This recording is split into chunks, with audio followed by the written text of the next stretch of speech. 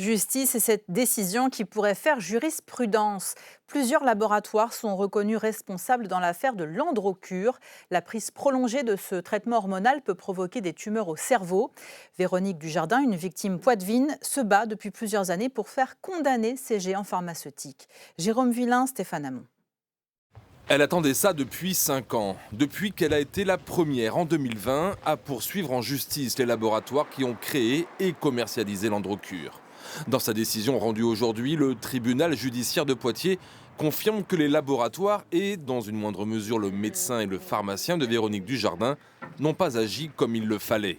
Ils sont condamnés à verser plus de 330 000 € à la plaignante. Là, c'est vraiment très concret parce que jusqu'à maintenant, c'était des phases préparatoires et il n'y avait aucune responsabilité. Là, ça fixe les responsabilités. C'est les laboratoires solidairement, à la fois Bayer qui produisait l'androcure et les deux génériques que j'ai pris.